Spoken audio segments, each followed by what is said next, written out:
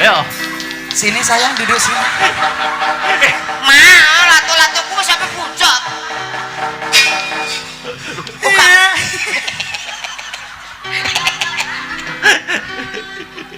Tanggaku ngene. Lah kok tampare nyelot tipis poweden natap yes. Dek Dakrim, nggak boleh gitu ya. Nanti tak pendem loh, ya. Nggih, Pak No.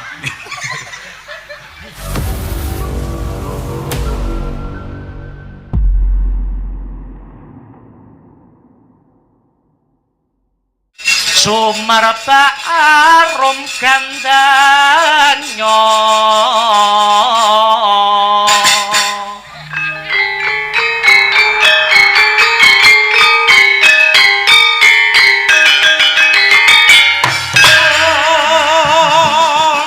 gandanyo sasmita jati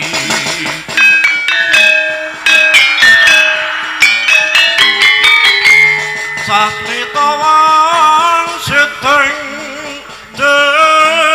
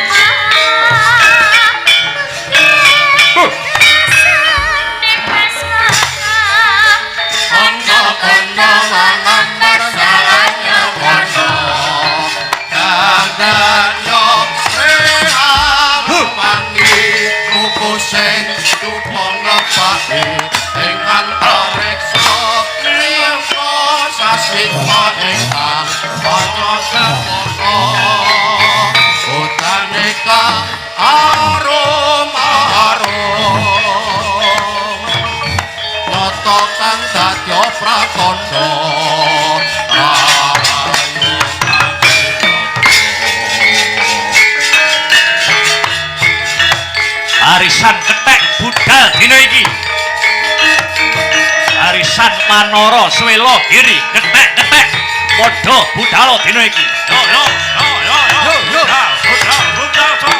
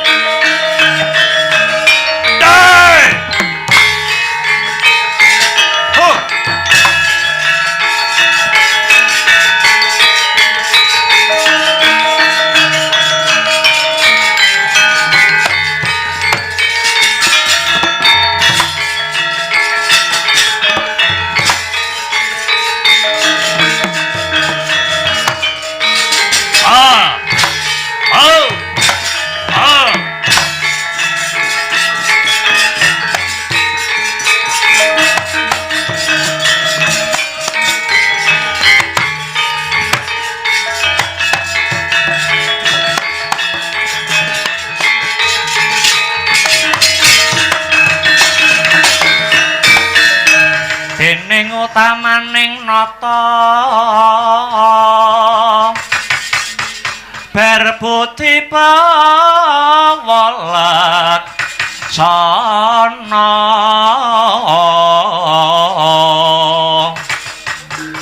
lire berbuti mangkono lila legawa ing driya hangga ganjar saben dina agung tenya paring dono lire kang bawa laksana ana tepi pangandika yang suksmana mangatinu payung ana marang Kumbakarna anak Anung Anindita bisa mikul dhuwur mendem jero asmane wong tuwa anakku Aswani Kumba lan Kumba Aswani kula wonten dawuh Kanjeng Rama wonten tinimbalan Kanjeng Rama kowe dadi tarunaning negara kudu bisa labuh lan ngetokke dharma bektimu marang negaramu kowe lair nganti gedhe mangan wulu wetu Ngalengka ing pamrih gedhemu bisa mbelani negara Ngalengka kene nganti teteh sing getihmu kang pungkasan kowe dadi bocah nom aja nganti duwe pitakon negara wis menehi apa menyang kowe nanging genti diwalik kowe wis labuh apa marang negaramu liripun kados pundi Kanjeng Rama dina iki negara Ngalengka wis dumadi peperangan kang gedhe Prabu Rama Wijaya sakwadya Balawanara wis ngebak peperangan ngancam ngincim kamardikane wong Ngalengka tak jaluk kowe bocah loro aja mung meneng wae nyuwun sewu Kanjeng Rama nanging paduka Kanjeng Rama nate paring dawuh Ngalengka niki dumunung wonten ing kalepatan awit saking kamurkanipun Siwa Prabu Dasamuka menawi kula maju wonten palagan menapa mboten sami kemawon kula bebela marang sipat angkara murka Kanjeng Rama Aswani Kumba lan Kumba Aswani pancen bener sing dadi kandhamu nanging Prabu Rama anggone gebak peperangan ana praja Ngalengka urusane wis dudu perkara rekyan Sinta nanging prajurite Prabu Rama wis wani ngobrak-abrik astana Mangliyawa mongko kowe bocah loro wis ngerti dhewe astana Mangliyawa ngono papan pesareane leluhur-leluhur negara Ngalengka yen Prabu Rama sakwadya balane wis wani jamah astana Mangliyawa tegese wani ngidak-idak kamardikan kang sarta jati dirine wong Ngalengka lajeng ngersa paduka Kanjeng Rama kados pundi Slendra sing dadi rasamu papyakna wadya bala saka kasatriyan panglebur gangsa papakna barisan wanara yen ora kena dielingke saronaris ora sandadak kesuwen rencaken barisan wanara sendika ngestaken dawuh Kanjeng Rama kalilan kula nyuwun tambahing pangestu duga-duga ginawa ati-ati aja nganti keri lananga juritmu nger bocah bagus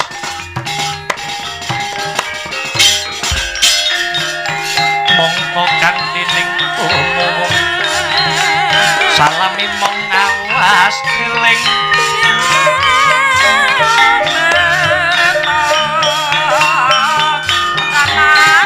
salami mong awas eling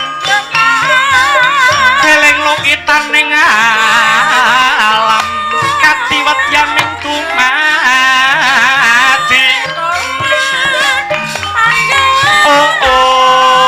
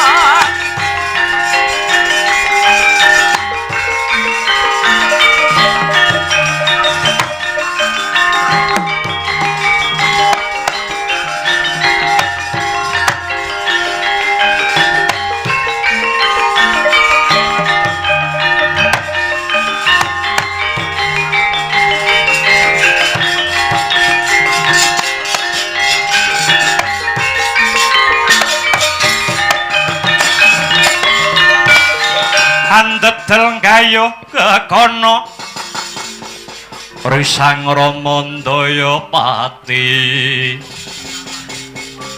ana yaksa gung cangkrama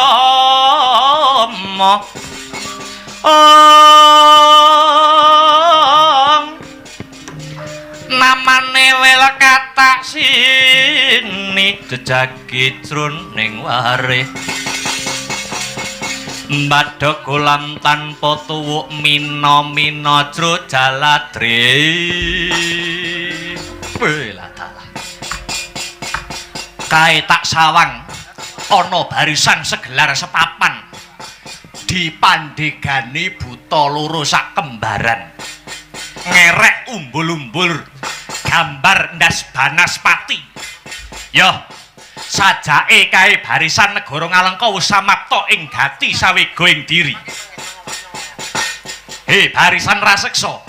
Kroyoken aku iki Senopati Swela Giri Anoman ya Rama Dayapati sing dadi musuhmu.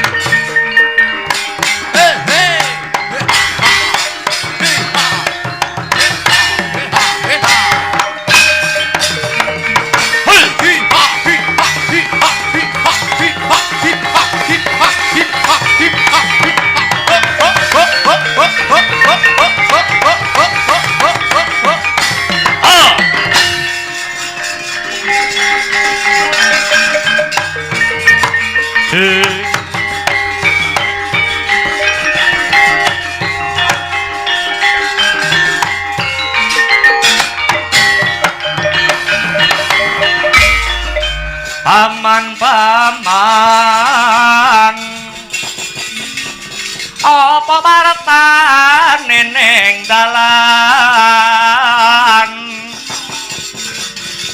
dalan akeh wong mati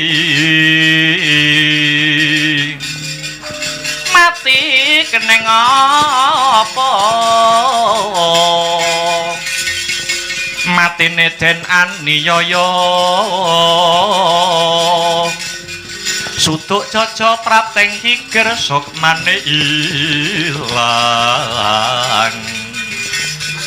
raga karingan lintre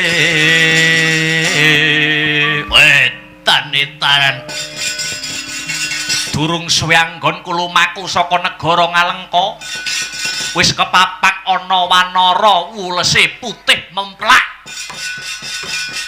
mumpung durung dadi gotongan ngaku sapa sing dadi jenengmu tambuh marang aku ya iki Senopati Swela Giri Anoman jenengku Anoman ya Rama Dayapati bali takon sapa sing dadi jenengmu aranku Tumenggung Kumandang Garba Kumandang Garba ya Anoman ana waran yen ora pangling sajake kuwi mbiyen sing wis nate ngobong negara Ngalengka ana ing lelakon Anoman Duta rak ya ngono to Kowe dadi maling kowe wani ngobong negara Ngalengka jaman semono. Iya pancen tak dodo. Nalika lelakon Anoman Duta biyen Ngalengka kobong, ora ana sing ngobong kejaba mung Anoman. Weh ladalah. Sugih kendel Bondowani, aning peperangan iki sejatine dudu kowe sing tak goleki. Mula nyimpang ngiwa utawa nengen, kene arep tak nggo liwat Prabu Rama Wijaya kon nyembah delamaanku tak babate gulune. Ora usah melu celeng boloten kebo latengen. Sumingkira yen kepengin isih dawa umurmu, yen kepengin isih nyawang soroting srengenge lan isih kepengin ngemut legining gula. Pani karaku sing tak wedeni apamu, edane tarang. Legan golek momongan empuk punuk golek pacangan merangi tatal gerat jawu. Ora ilang tak kedhep tebiat datamu sati kamu aja takon dosa.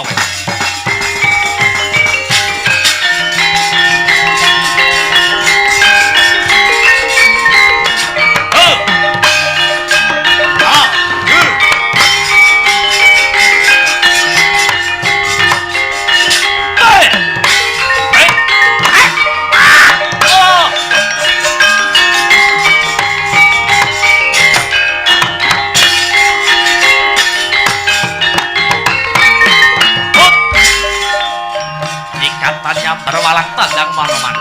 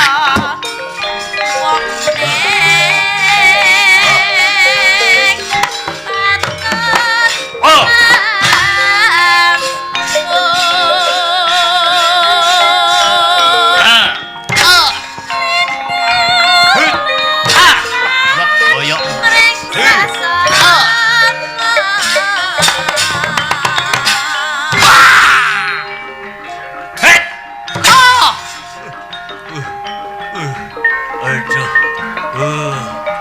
Ah.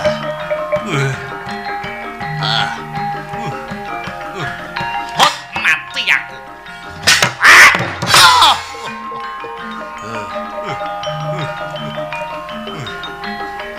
Hot ha. Hot.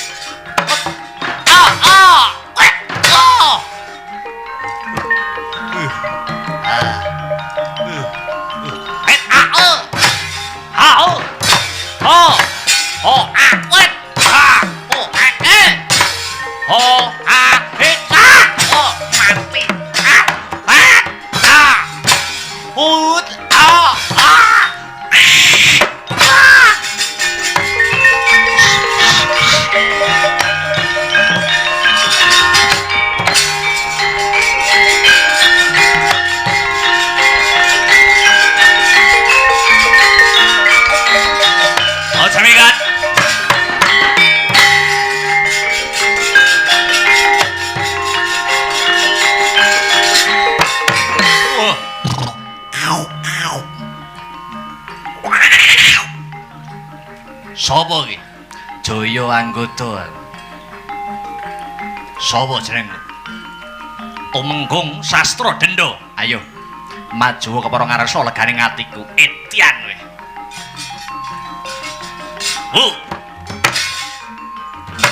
Hei! Mati kowe. Ho! Oh! Hot!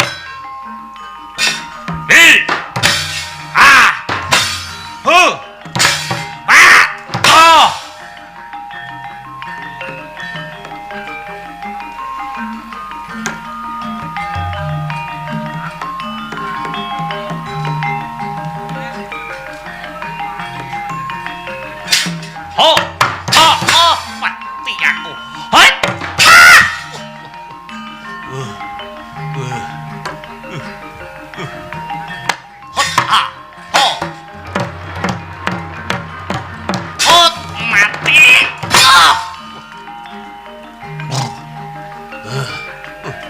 Edan kowe. Hot. Ho. Ho. Hai.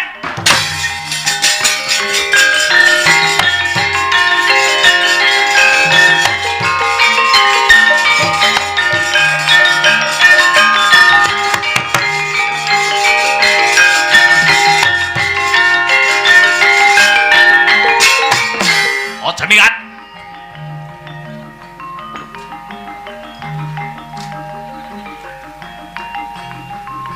Hi, hi. Hi, hi. Hot, ha, ho, hi. Hot, hot.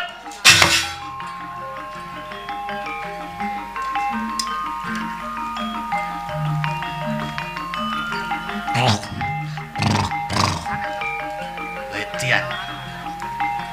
Hi, hi. Hi, ho, ha, hot, ha. Ayo! Hot! Wah!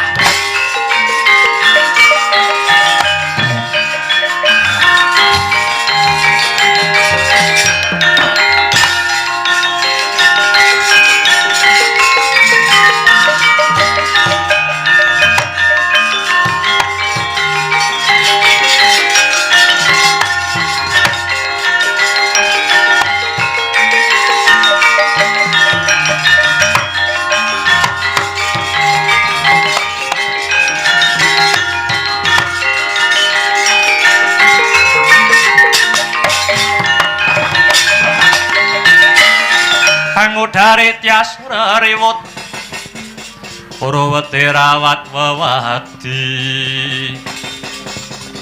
Wedi lamun kauningan Om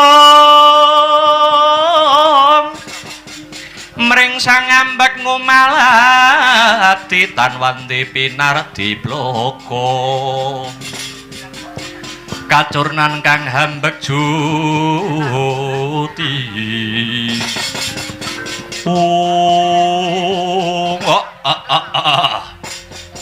Barisan rasekso gulungen genderamu bongkok ana gegamanmu. Aku Aswani Kumba kang bakal magut ing payudan.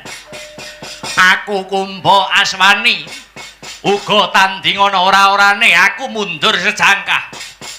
Ayo kroyoken aku.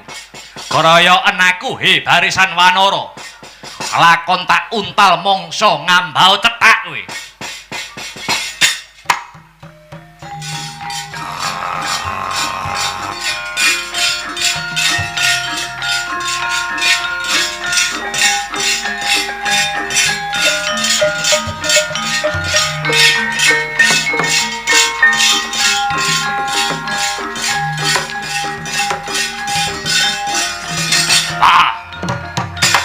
Maju dhisik, Kang.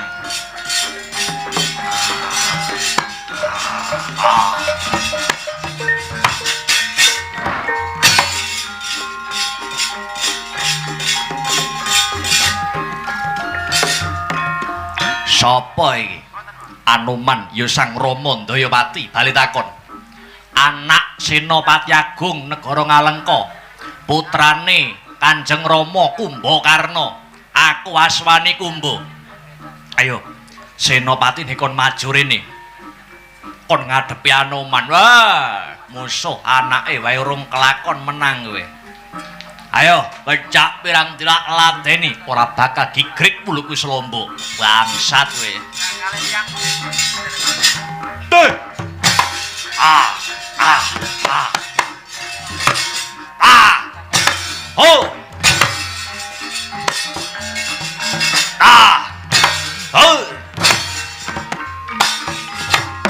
Oh. Ah. Ah.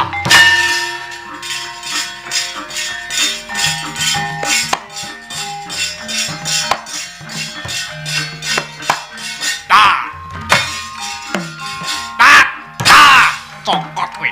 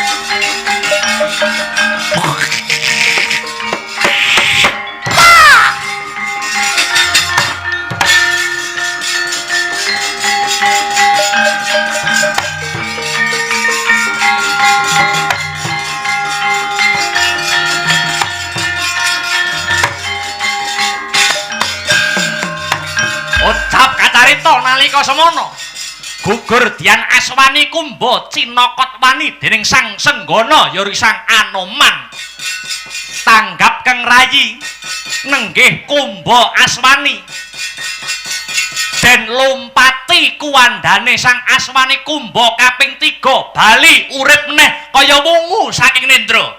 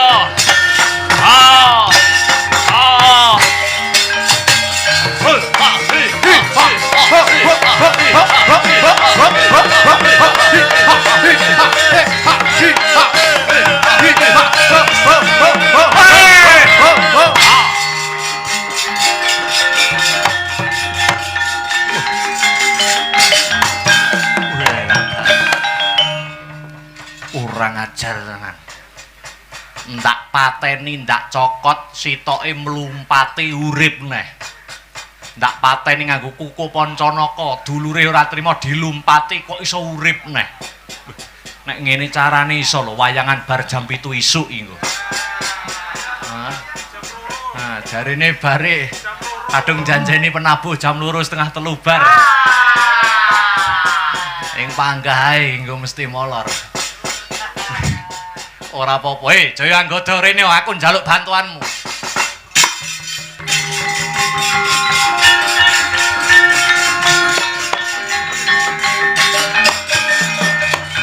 Piye Kakang Senggono?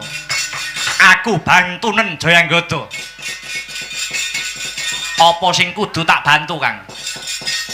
Ana Aswani Kumba Aswani. Mati siji, dulure ora trima dilumpati urip neh ngono marambah makapik. Banjur Kakang Anoman sing siji tandhangono, sing siji kareben aku sing nandingi. Mengko yen wis kecekel ditu Kumba dikeprokke sirahe kareben mati sampyuh ora bisa urip maneh. Ya Kang, ayo tak garekke.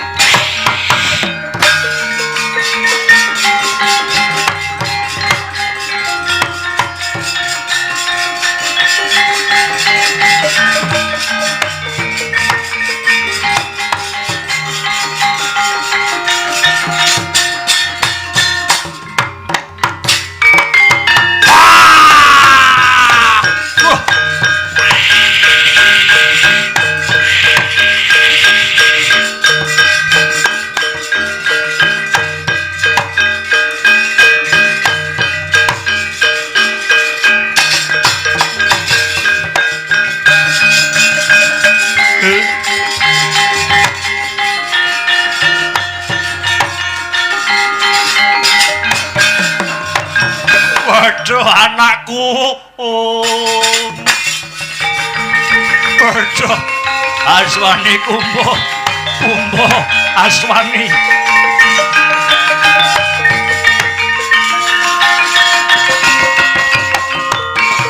Waduh Gusti abote kaya wong mikul gunung lelakon sing tak sandang. Saka ngarep aku wis wegah bebela marang kamurkaning Kakang Dasamuka. Yen ora merga barisan wanara ngobrak-abrik astana Manglyawa, raorane aku dadi senopati. Lah kok iki malah nganti kelangan anak loro sing tak tresnani, Aswani Kumba. Kumba Aswani.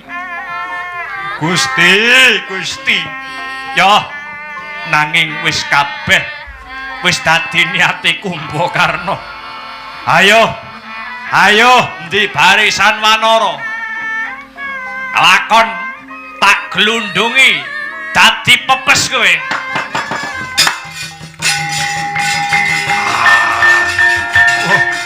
Anakku.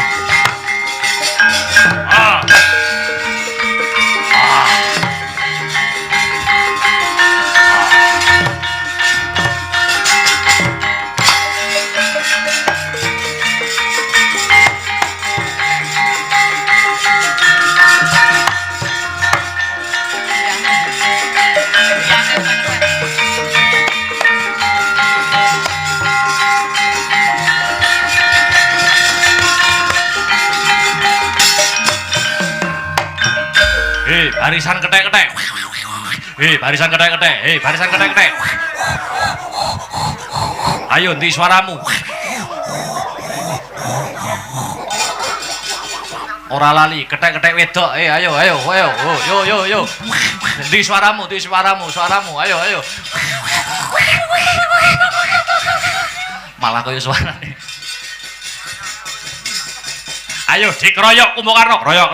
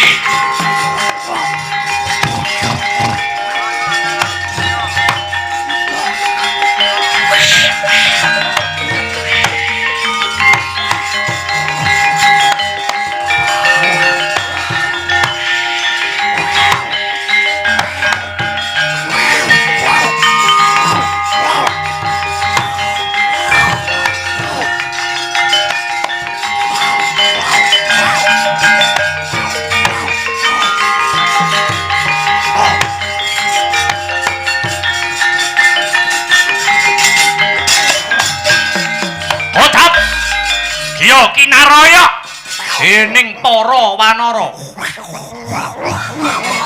Sang Senopati Agung Nagari Ngalengka Dian Kumbakarna sakujur ragane digandoli saking munyuk ndas ana ketheke irung ana ketheke gulu ana ketheke dada ana ketheke weteng ana kethoke ketheke ngisor weteng ya ana buntute kethek nalika semono Dian Kumbakarna ngetok karosan kang pungkasan kiu den seblak para wanara kuntal kaprapal kindang kapracondang kathah kang sami pecah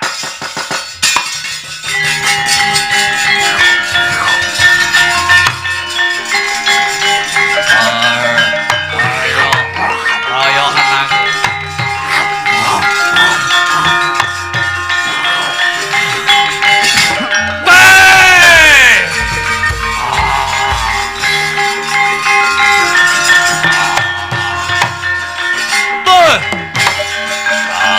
ayo ndi sing liyane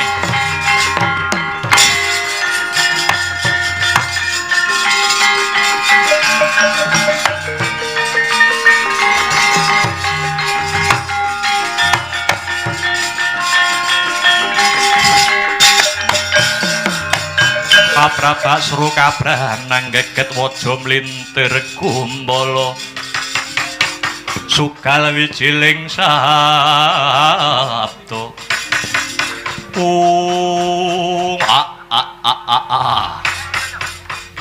ora sepiro kasektenmu para wanara ketitik kethek sing cacah semono akeh tak seblak ping pisan wis gontal kaprapal ayo ndi sing liyane Kumbakarna ora bakal mundur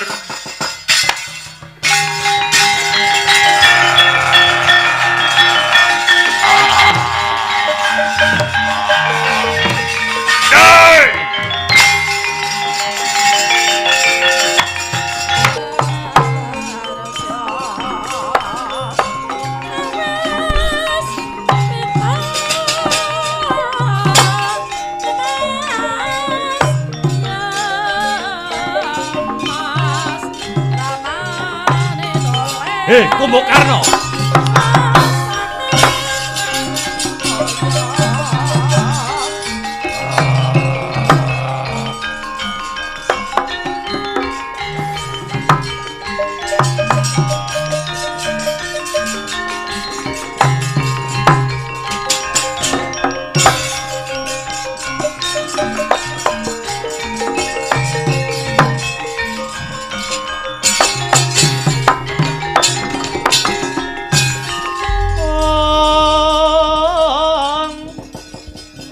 niat langening kalang iwan aglar pandamuncar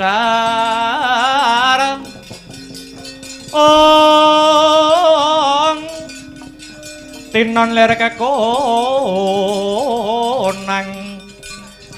surem sorote tan padang kasor lan pajaring purname gegono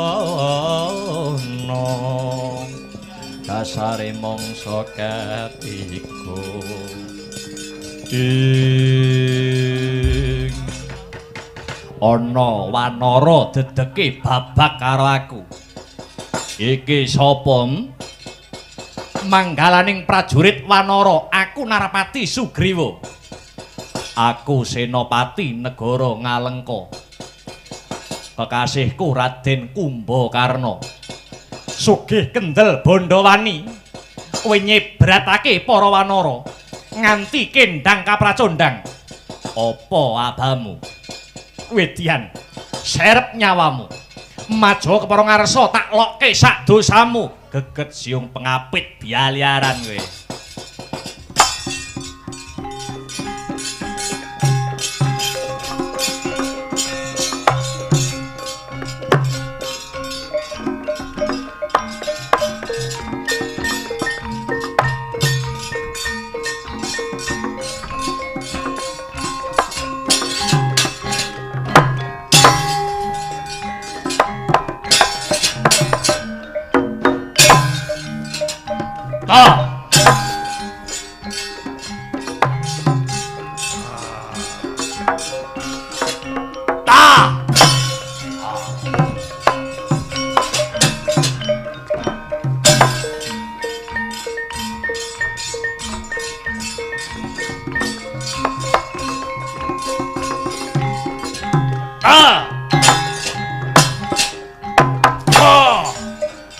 Ambruk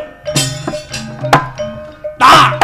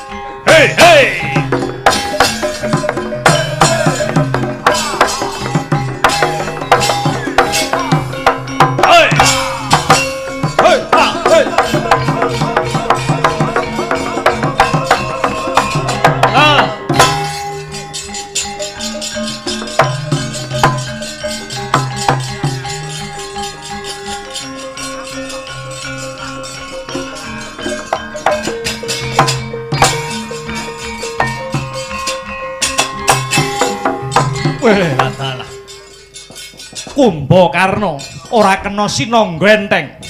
Dadi atur sinuwun Rama Wijaya.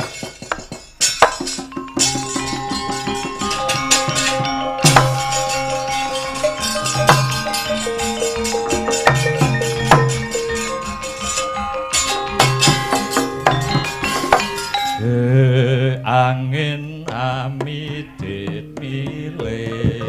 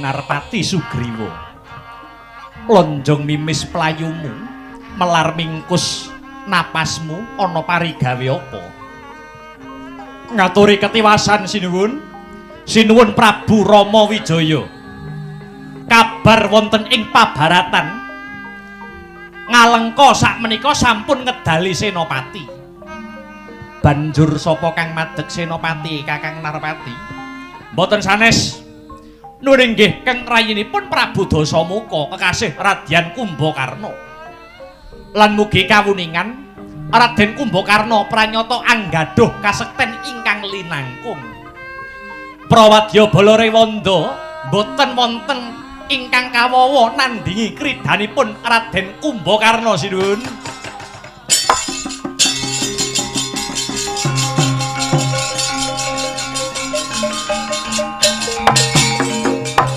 Duruk tias wuyung mulat gandanyorum hangrarucit nala linalitan bangkit lali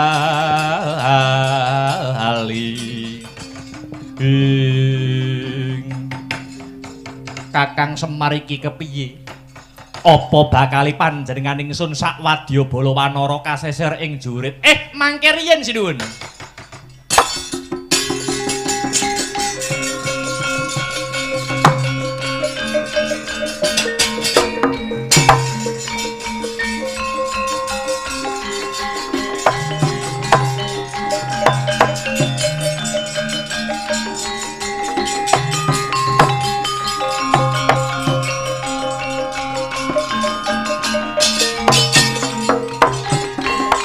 ampun kuwatos sing penggalih sak dhuwur-dhuwure langit menika taksih wonten langit sak sekti-sektine jalma manungsa mesti duwe pengapesan banjur aku kudu kepiye Kiai Semar panjenengan perintah dhateng Raden Gunawan Wibisana kinenandingi kasektening Kumbakarna Wibisana niku adine si Kumbakarna mesti adine sampun ngertos papan pengapesanipun kakange sumangga kula aturi perintah si Gunawan Wibisana madheg dados senopati ngadepi senopati Ngalengka si Kumbakarna yen pancen kaya mangkono Kakang aja kesuwen timbalana Gunawan Wibisana marak seba marang panjenengan ingsun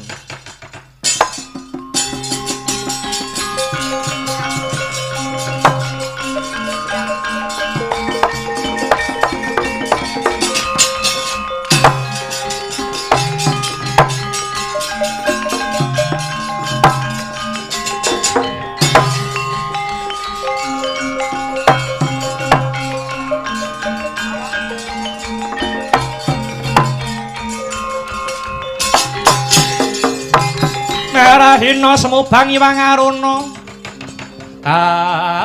dinetrane nganggo rapuk sadaning kukila ringkane goro saketer kini donganing kung lir wuwu sing pinepanco ing Wibisana kawruhana kanggo srana mbuktekke sektya bektimu marang panjenengan ingsun eling-eling jeneng sira Puruhita marang barisanku mula ketokna labuh darmamu ketokna labuh bektimu marang panjenengan ingsun duh sinuwun lajeng sarana kados pundi ingkang kedah kula tempuh madeka dadi senopati adepana senopati Ngalengka si Kumbakarna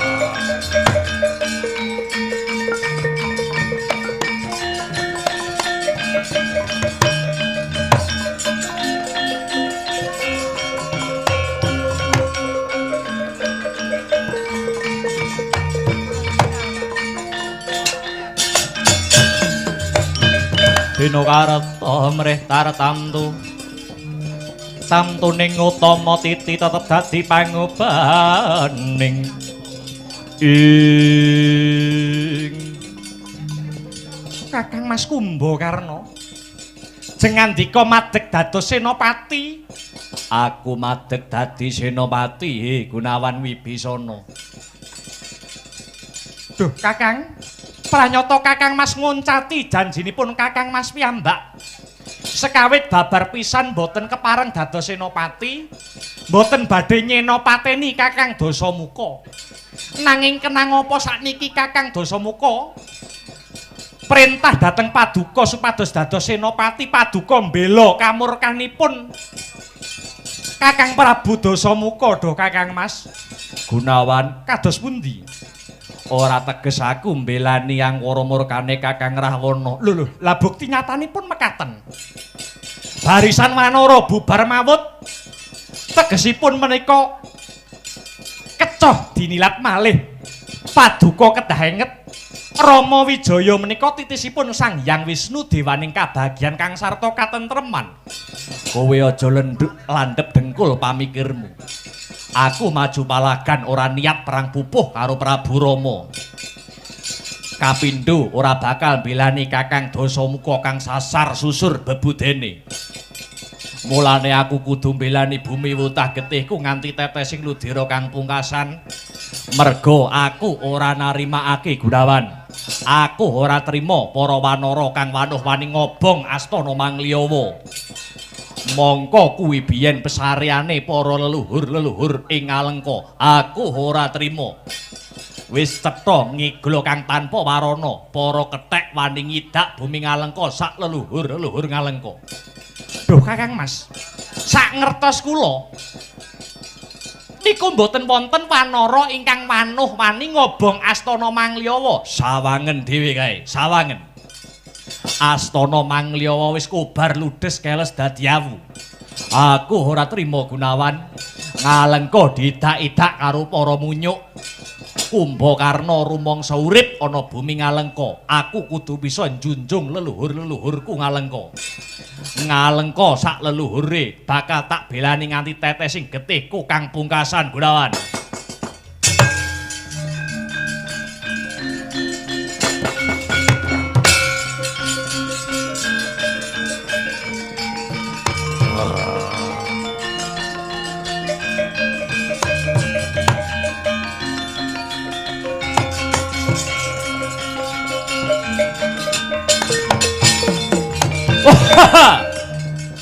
Semune Gunawan Wibisana wis tanggap apa sing dadi lekasku. Para wanara, ayo maju kelakon tak remet dadi kelalaring epek-epek kowe.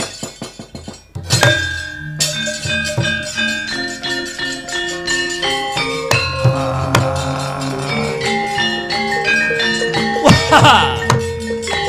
Hei!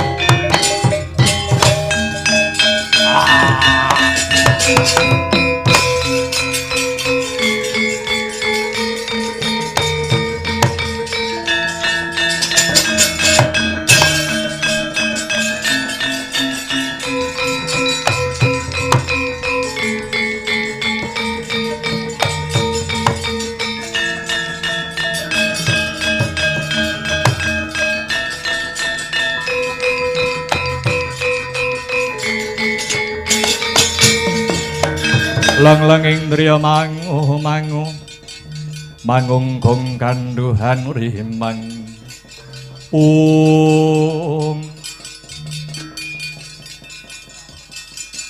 Nuwun inggih waleh-waleh menapa Raden Lesmana Widagda kowe mlayu-mlayu gawe kaget ana apa Gunawan Wibisana merepeki nemoni marang Lesmana Widagda. Nuwun inggih kula nampi dawuh saking ngarsanipun Sinuwun Rama Wijaya. Kinen dados rana pejahipun Senopati Ngalengka ingkang kasarira Kakang Kumbakarna. Kamangka kula mangertos piyambak bilih pengapesanipun Kakang Kumbakarna kalian satriya ingkang suci lahir batinipun. Tur nggih nglampahi wadat tegese wadat sajeke urip boten badhe apalakrama gepok senggol kalian wanita. Inggih namung paduka Raden Lesmana Widagda ingkang saged anyarira jejibahan menika. Kakang Kumbakarna sampun samapta ing gati sawegoing diri. Kula aturi nglepasi jemparing supados enggal sumisih pedhot kamurkan menika Raden.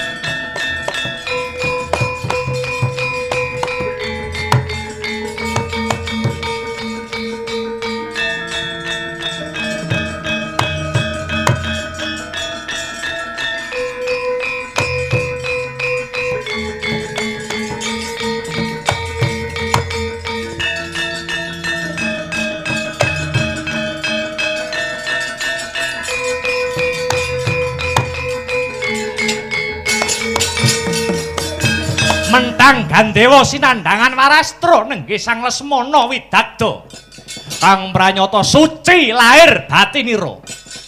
Warastra ingkang cacah wonten gangsal ingkang winastan Kyai Pancawisaya. Panca tegese 5, Wisaya tegese pangruwatan. Panah cacah 5 ingkang dadya lantaran sirnaning Senopati Ngalengka. Panah ingkang cacah sekawan kinarya mbingkas karya ngudari nafsu cacah 4 perkara. Nafsu amarah, nafsu alwamah, mutmainah lan nafsu supiyah. Ewadene panah ingkang setunggal dadya sarana oncating nyawa saking raga.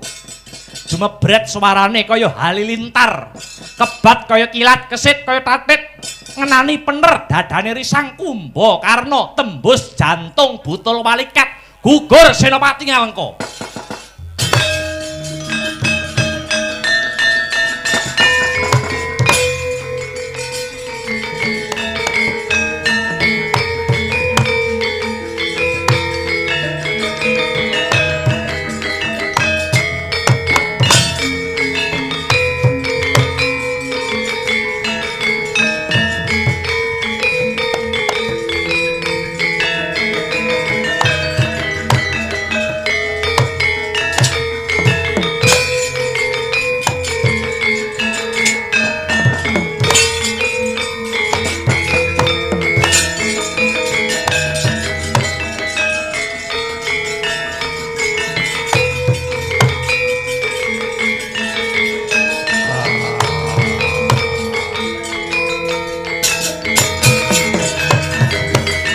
Ayo Gunawan Wibisana.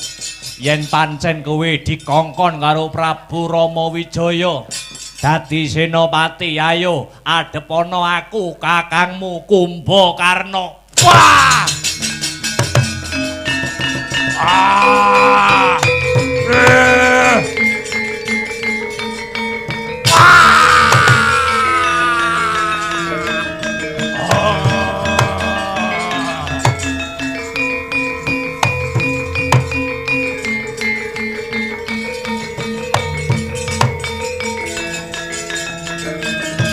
Kakang Mas.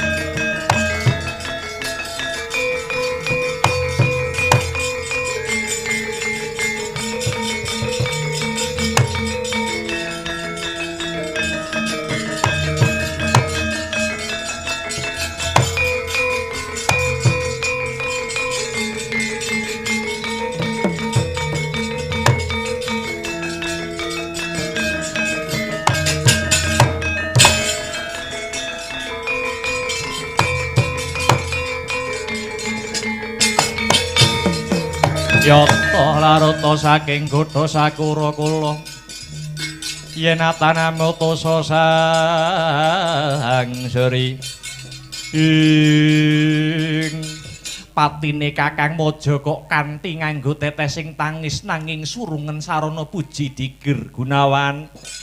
Panjenengan ingsun wis mangerteni yen Kakangmu Kumbakarna madeg dadi senopati ora mbelani kanistaning Dasamuka nanging belani bumi kelairane.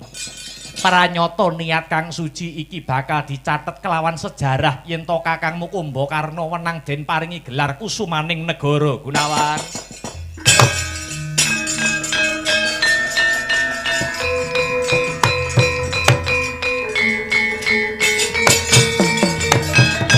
Penabuh niku nek pun ngerti Semar niku pun ayem atine.